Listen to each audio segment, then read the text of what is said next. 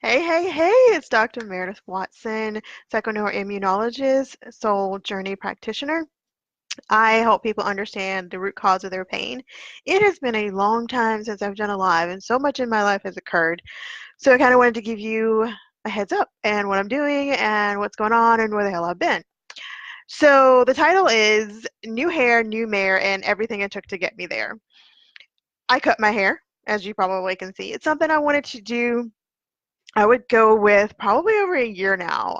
It has been just kind of in my spirit, in my heart and soul to do for a while, and I wasn't moved enough to do it before now. And then I just woke up one morning and decided to go to the hairdresser, and boom, this is it. And it's everything I wanted, everything I ever freaking wanted.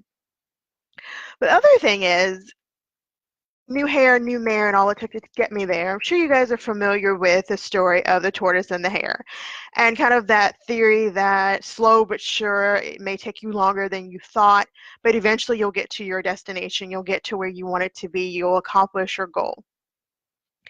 And basically, that was where I was. Like being almost into, I'm not quite in my 40s, but maybe a few couple of more years and I'll be there. Looking back maybe in my early 20s versus where I'm going in my into my 40s is completely different than what I thought I'd be and where I thought I'd be and what I thought I'd be doing. But knowing that where I am now is where I'm supposed to be and that it was all part of the plan and it happened the way it was supposed to. And even though it seems like I wish I'd done this and I knew that, then to be able to forgive myself for not knowing what I didn't know before I knew it and knowing that now is the perfect time to know whatever it is I know. Make sure I'm not on mute. My worst fear is that I'm on mute. I did an entire live one time on mute, but that's another story.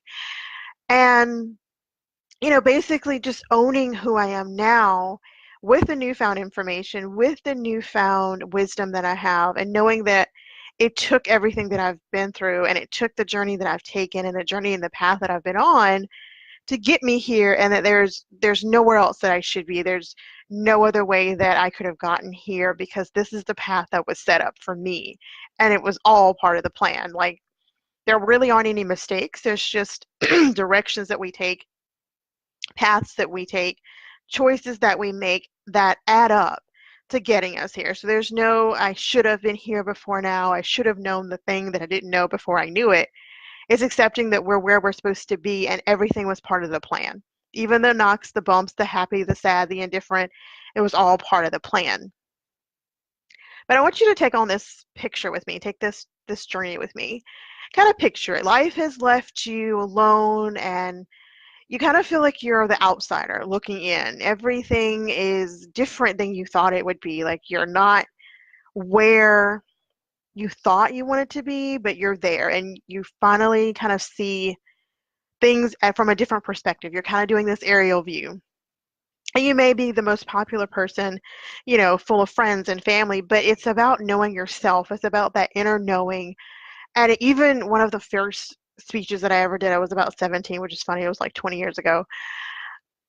One of the first big speeches that I ever did was even when you're in a room full of people, how you can still feel alone and outside of the circle. And it's more important that you are feeling you are accepted and you have that level of feeling of belonging within yourself. You can be around 100 people and still feel by yourself, but having that kind of wherever I'm at home, wherever I am, because home is within me, kind of feeling like you can be completely alive and accepted and feel belong that you belong because you belong to yourself and you started to own yourself. And that was one of the things that I had to come to grips with. Sorry, I just had a 4-hour interview, podcast interview, and it was really fun. So that's why my voice is kind of different, but I also felt energized to do this live. So I might be drinking a little bit of water in between. But you can have a lot of people around you and still feel alone because that inner feeling of knowing, that inner feeling of acceptance, that love of self is something that you haven't yet honed yet. And that was me. For years and years and years, I tried to blend in. I tried to kind of go along with the flow, not to cause a ruffle, even though I was a person who blazed her own trail. Even in doing that, I still would tend to just kind of blend in so that I don't raise any radars or that I don't send off any red flags. But when it really started to click for me was when I started to love myself, when I started to own my own truth, when started to feel that I belong to myself. The universe really is supporting me in my endeavors, and that's enough. If I don't feel I belong in any other social group, any other surroundings, I'm I belong to myself, and I have that belongingness. Like I don't need that outside validations when I was trying to really kind of get to. It's about having that feeling of ownership of yourself, that you don't need that outside validation. And it's hard to show up when you don't feel whole and complete. It's hard to show up when you don't feel like you're going to be well received. It's hard to show up when you don't even know what you're showing up to show. And personal experience, and I have notes. I need notes. Some people don't, but I do. Relationships in life can sometimes leave you empty. You can be married for 20 years and then one day realize the person you're laying next to is not the person you thought they were. Or you could wake up and realize you're not the same person.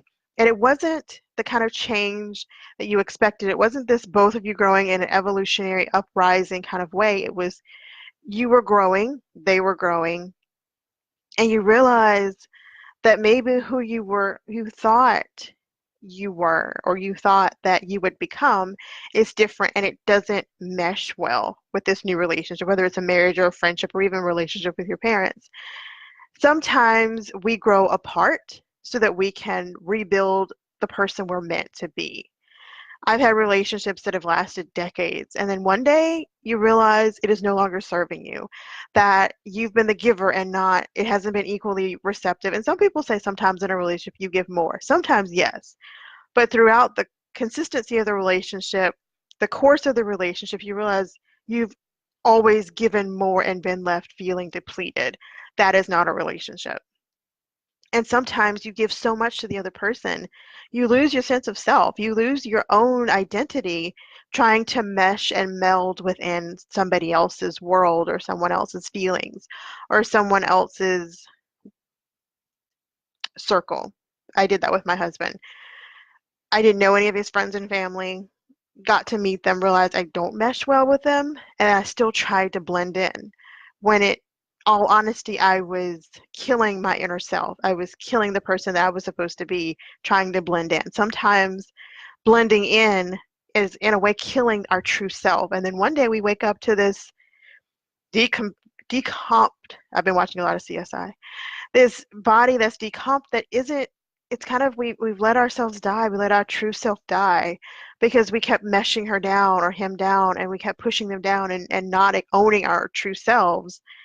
And we have to kind of resurrect the person that we were supposed to be, the person who intrinsically is ourself. And that's not always the easiest thing to do. And sometimes we have to cut off and release and disconnect from people or things that don't serve us, even when it's uncomfortable. And you know when it's time to go or it's time to change, when staying is more uncomfortable than leaving. And it doesn't always have to be everybody's relationships are different. That's why I had that broad spectrum of relationships. And sometimes it's a job. Sometimes it's the town that you live in. Sometimes it is your family. Sometimes it is your mate. But wouldn't it be more fun and more self-care oriented and owning yourself, comforting, and wouldn't it be more appropriate, for lack of a better word, to choose yourself so that you can be the best person that you ever thought you could be, so that you can start owning yourself from a real, authentic, true place? When I started to own myself, which was that I liked long, trips and road trips, and I like food, and just owning little steps, little baby steps. When I started to own what I truly loved and stopped caring how it looked or how it felt to other people, but only how good and how wonderful it felt to me, to be honest with myself, an entire new world started to open up for me. I moved into my brand new house. I love it. It's my dream house. I've been manifesting it for years and not even knowing it. Fell into my lap. I looked and looked and looked around town to find this beautiful home and didn't know what I was looking for, but I knew when I found it, I would know. And I walked into this place completely not vicarious, completely by happenstance. And I realized this is my home. This is where I'm supposed to be. It's quiet, it's off the beaten path, but it's close enough to the city. And it was because I realized that I'm open to receiving what I want. It doesn't matter if it looks like what other people think I should have, or what other people think I should buy, or what other people think, period.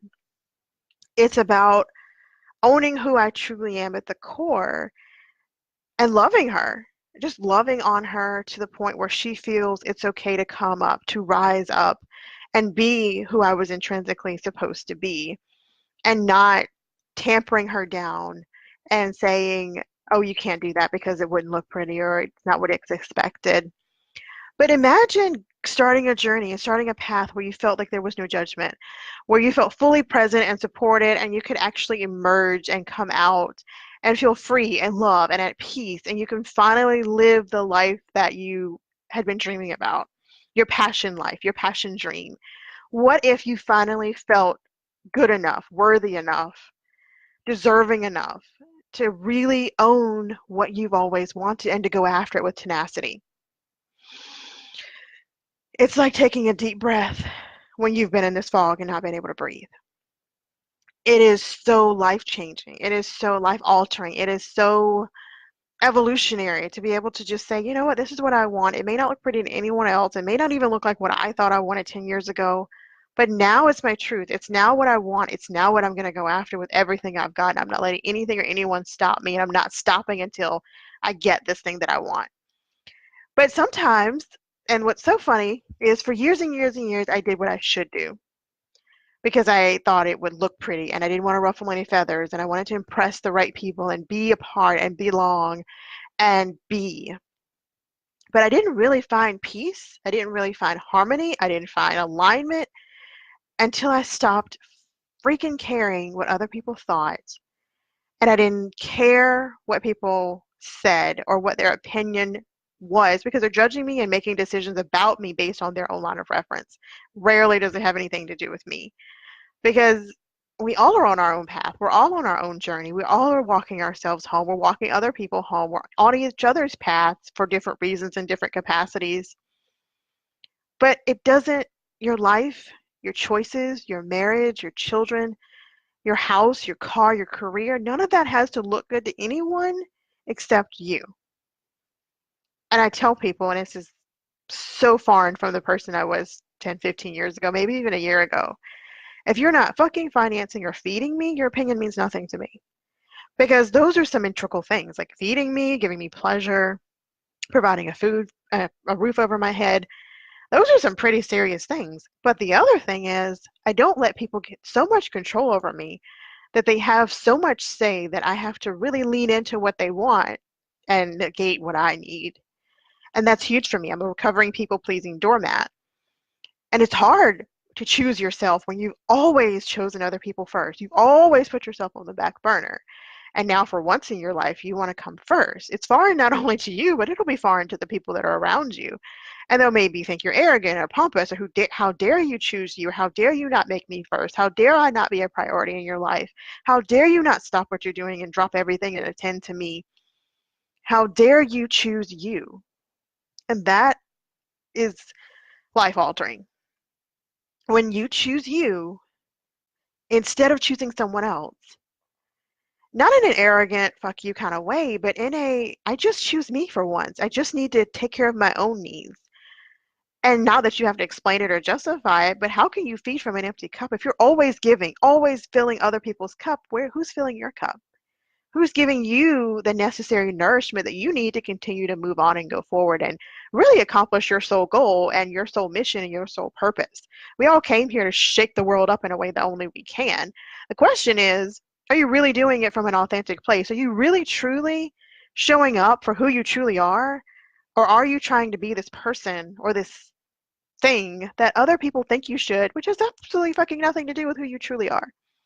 I know who I am at the core, but it's after a lot of work, a lot of journaling, a lot of polarity therapy, which is a study of balance, a lot of mindset work, and it can be woo to you if you choose, but it's really just about excavating and getting to the root cause of everything that matters to you.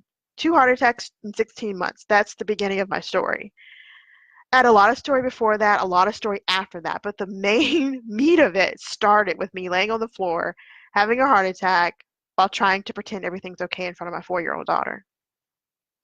Knowing that if I did not get my shit together, I was going to leave my daughter a motherless child, and that was not an option. It was not on the table.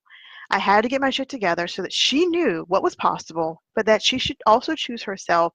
Never let anyone be so paramount in your life that if they remove themselves or you have to remove them, that you fall apart.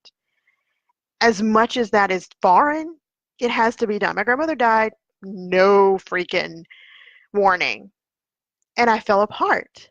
It was a part of other falling apart. It was a big catastrophe. It was like this kind of like a big building that just collapses. That was me. I was this doing so well, and then boom, everything changed. Everything got taken apart. And it was from that point to this point that I became the new mayor, that I had to go through so much shit to get here.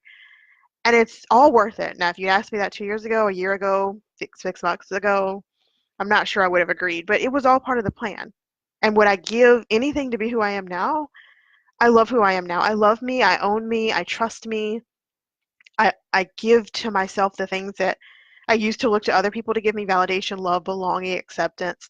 Those things I don't look for outside of myself anymore because I cannot get it to the degree that I truly deserve it and want it better than anybody else. Nope, I cannot give myself, I cannot receive those things from anyone else better than I can receive it myself. I'm going to say that again. The belonging, the love, the attention, maybe sometimes the pleasure, the sense of belonging, the sense of acceptance, the validation, that doesn't need to come from outside. It has to come from inside because it's truly what matters. When you look in the mirror, you need to love the person that you see. You need to own the person that you see, and you need to be sure of the person, and you need to trust the person. And it starts really slow, and it's hard, but it's worth it. Because just about everyone at some point is going to leave with death or just circumstance, and you're the only person who's with you from beginning to end. You're the only person who knows the whole story from the perspective that you have. So who better to give that validation and love and acceptance and belonging to yourself than you, because you know what everything's about. Like, you know the whole book. You wrote it practically. Some people have, fiddled around and, signed some pages, but it's your story. You decide how it's going to go about. So one domino effect after the other, one thing after the other, after the other, after the other, and just finally waking up to the fact that I own and deserve. I deserve the good things I want. I deserve a nice car, a nice house. I need and deserve good food. I deserve good sleep. I deserve the things that I want.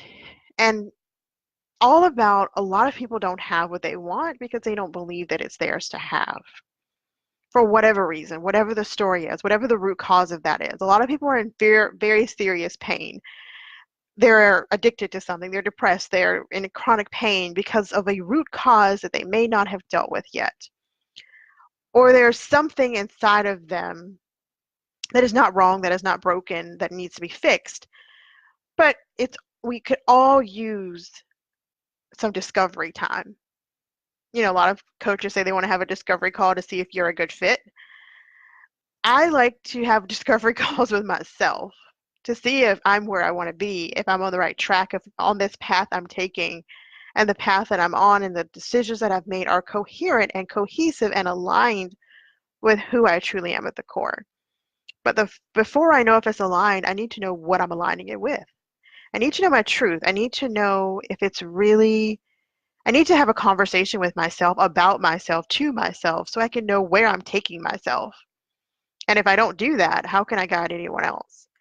And how can I be sure I'm on the right path if I haven't even done a clear assessment based on what I truly, truly need? Once again, making sure I'm not on mute. So one day, I just kind of woke up and I looked at myself in the mirror and I asked myself what I wanted. But I'd been asking myself that for months and years. I used to wake up every morning and say, Meredith, what do you want? Who do you want it with? And why do you want it with these people? And it would be kind of passive. But once you become a parent and you realize that they're modeling what you do, not necessarily what you say, but what you do, you start to really put that in perspective. Who am I? What do I want? Why do I want it? And who do I want it with? And sometimes it's everything you thought it'd be, and sometimes you surprise yourself. But continue to do the work, continue to journal, continue to keep excavating and get digging deeper until you get to the root, until you get to the bottom line. Why did I have the 2 heart attacks? Because I put and gave my power to someone that didn't deserve it. Don't give your power away to anybody. Don't be so lenient and dependent on someone that if they move or change or the script gets flipped, that you are just standing there like a deer in headlights.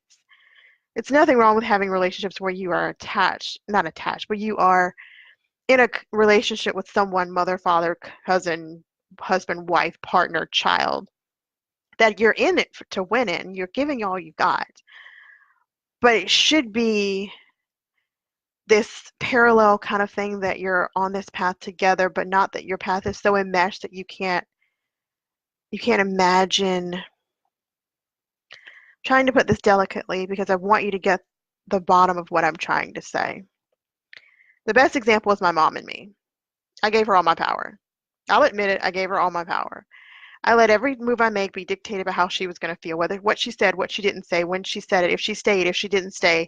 My worth got wrapped into that. So I guess I'm trying to encourage you not to let your worth be wrapped up in anyone else.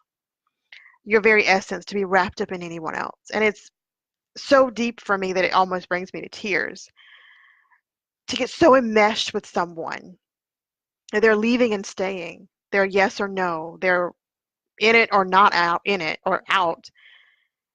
Fucks you up to the point where you can't function. And I know a lot of people, when, two lives merge as one, I was never a big fan of that. It never made sense to me. Because you're taking this life and you're merging them together, but you're still individual people. Whether it's friends, your wife, your husband, your partner, anybody. My mom, I'm adopted, so it's not the same connection as maybe DNA, but that's all that we don't share. But to be so enmeshed that you don't know who you are without them, or you don't know who you are, period, because you've been so engrossed, whether that be your job. Maybe you don't know life outside of your job and you don't know how to separate yourself from your work. Or your children. I have an ex-best friend. She's been using her kids as a fence for years and they're about to grow up and leave it. I don't think she knows what she's going to do. But getting to the root cause, like, why are you fencing? Why are you not facing the person in the mirror? Why are you not taking authority and taking responsibility for your actions and your journey? Because I can assure you that there's going to come a time in your life where you have to take responsibility for your journey and your responsibility within your journey. And if it's step by step by step, that fork in the road won't seem so final. It'll be a natural decision of the next step. Even if you have to sit there and ponder, sometimes starting from point this versus way back here is totally different. And I'm saying all this from perfect experience, like not perfect in that it's flawless, but perfect in that ideal. Like it's not ideal. Perfect in that a good example. Losing the people and the things that I've had to lose and reduce and cut out and release has forced me to really it left me by myself. It left me standing at a crossroad and having to really start to get to know me, because knowing me for myself and my true self was the only thing that's going to tell me where I need to go next. And I keep getting messages from spirit. Trust your gut, trust your inner navigation system, trust your intuition. And I think that's so heavy right now for me and a lot of people is because we've never done it before. It's always been, let me ask this person or let me seek this out. But when you're left with only yourself to consult, of course, your spirit guides and your higher power and how you choose to incorporate that into your life and decision-making process. But you have to really, there's no one else to ask. It's kind of like you're in a room and it's time to take the test and you haven't read the book, someone read it to you and you didn't really comprehend what the content of it was. Now you have to take a test on information you were supposed to know, but you don't. Now you have to figure out what the content is about and how to pass this fucking test. Otherwise, you're going to fail. But there's really not failure. It's just a different path. And I spent a lot of years waiting for someone else to give me the answer.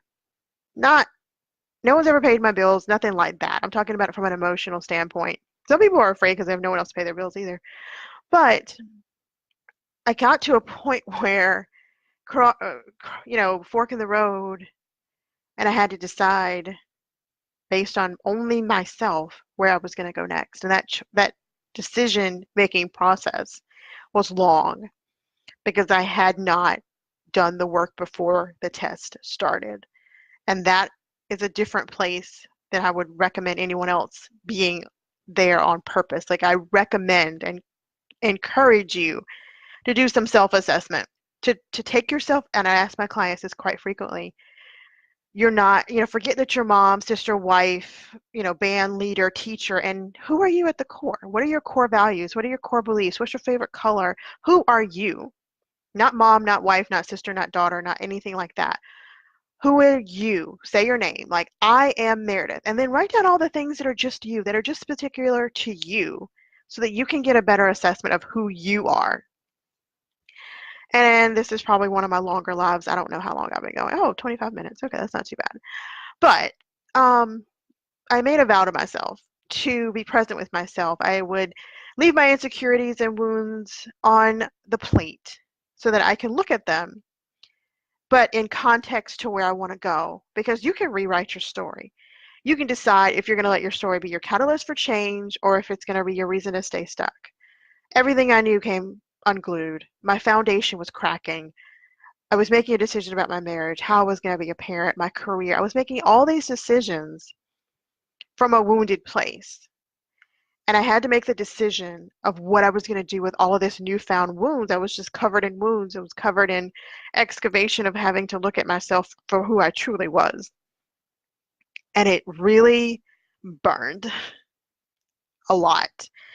I say that the comparison is being cut, burned, dipped in salt while having your head bashed against a cement wall, and then the glass, that was the shard glass, thrown in your face, and now you're swallowing it. But I don't think I would have learned any other way. But I also know that the wounded part, the excavation part, the doing the inner work part, it was a longer process, and it's almost like you're just taking all this stuff out of a basket and you're pulling it out like kids do. They get a box and they're just pulling it out. And you're having to look at it individually and then try to figure out, it's like a puzzle. You get all these pieces and you have to figure out how to put it together. I thought I had my puzzle all created, all done, all pretty and perfect and to be framed and put on a wall. And then someone dropped it. And there were pieces over here and over there and over here and outside and stuck to the wall and behind me, and some got thrown away. I had to remake the whole damn puzzle. But I like the puzzle that it is now. I'm really happy about it. I'm very thankful and grateful. And there's a level of gratitude for my journey that I don't think I would have had I not had the past 2 years of hell. So look at your journey, look at your path, look at the puzzle pieces, but allow it to be the foundation for your new beginning. Allow it to give you a bird's eye view of who you were, who you want to be, who you are right now, and to remake the whole fucking puzzle. To decide who you're going to be based on puzzle pieces and based on who you truly are at the core, not who you want to be, not who someone else wants you to be, who you were told you should be, but who you truly want to be and what you truly want to accomplish based on who you truly are, based on your true core values. So that's basically what I wanted to say about that. I know that the universe does have your back. A lot of the things we don't have is because we don't believe we can have them, so we're not really open to receiving it because we don't even believe it's ours to have. But once you start removing that belief that you can't have it, you start to wonder what it would be like if you could. What if the struggle wasn't real? What if it was just something that you had to face so that you could know that there's something better around the corner and that it doesn't have to be that hard? That was my final decision that I've come to. It can't be hard anymore. I've done hard. I'm sick of hard. I've been to the edge and back. I got the t-shirt. I'm done with hard. I'm done with the struggle. And I don't have to struggle just to enjoy what I have. Like, I can be thankful minus the struggle. I can be thankful without having to feel like shit first. Like, I can skip the shit part and just go to the success part. I can collapse time, skip over the crap, and just go straight to the good. because I was created to enjoy the good. I was created as the child of an infinite source, and everything I want is mine to have. And you could think that's frou-frou, but then think about why you think it's frou-frou. Why don't you think you can have what you want? Why do you not believe that your dreams are put into you as a child to be birthed so that you can have what you want? Like, you can poo-poo what I say, that's up to you. But I challenge you to think, why do you think it's that way? Why do you think that I'm, you know, riding unicorns and, pooping rainbows? Why is your judgment so clouded that you can't possibly believe that what you want is yours to have and that you can't have it? And I'm not judging anyone. I'm asking a question. And maybe this is triggering because you need to ask those questions of yourself. I chose to heal. It's one of the reasons I became a healer, because I needed healing. And who better to heal me based on what I need than me? And now don't get it twisted. I've had some amazing healers and coaches and mentors that I adore. And one in particular, I single-handedly credit her for the progress because she worked with me so intimately, and it was such a labor of love on her part and my part, because I can be tough to work with, not as the coach, but as the patient or the client. So a lot of polarity mindset journaling. I still journal every day. It's thoroughly important to my healing process, and I challenge everyone to at least find 5-10 minutes a day just to journal. Just get your thoughts out, get them out of your head, and look at them on paper. And also, I had to own how I wanted to serve, how I wanted to show up. And I realized it wasn't the one-to-one like it used to be. It wasn't, teaching in a school district like it used to be. It wasn't being a principal like it wasn't social work. It wasn't medical auditing and all the millions of other things I've done. It was to create these little kind of puzzle pieces for you. This puzzle piece helps you excavate and grow and learn and evolve so you can take on this piece and grow and evolve and excavate and move on and move on and move on until you are where you want to be. We're all on a journey. We are all walking ourselves and other people home. We are all here to shake the world up in a way that only we can. You didn't come here just to take up space. Sorry to bust your bubble. You came here to shake the world up in a way that only you can. The choice is really yours. How are you going to shake the world up in a positive way? Don't go blowing things up. But you need to show the world what you're working with. And we all have a skill. We all have a talent. We all have a gift. It's just about excavating, kind of digging up like an archaeologist. You dig and dig and dig till you find the bones. But by the way, this is what my daughter wants to be this week, a paleontologist. We'll see what she wants to be next week. But I got my creative juices flowing, and I started to excavate and decide who I wanted to be, how I wanted to serve, how I wanted to show up, and it was not what I thought it was. But I was ashamed, I was afraid, I was scared. Can I make money this way? Are people going to accept it? Are they going to buy it? And I realized I like people to buy my stuff. But more than that, I just like creating, and the right people will participate. The right people will find my products and services and packages and invest in it. I don't have to struggle. I don't have to beg and plead and borrow. It's there for the asking. It's kind of like toilet paper. You don't really have to have a commercial for toilet paper. We need toilet paper. Now, it's you if you want 1-ply, 2-ply, colored, have designs, if you want it to come out from the bottom or come up from the top, however you let your toilet paper roll off. I don't care how it comes off. I just need it off the roll to use it as I see fit. But it comes to the point where, I know I have something of value. I know I have something to give the world that they would benefit from. You don't need anything. Everything you need is within you. I just like to help you figure it out and show you and kind of put it up in front of you so you see it clearly. That's my job, is to kind of be your accountability partner and kind of help you with my shovel, help you excavate what you need to figure out that is already within you. Like, I don't have any special magical powers. I do cook a mean steak and potatoes, but I don't have any magical powers. I have a story. You have a story. Our stories may mesh and they may not. They may crash or clash, or it may just be the thing you need.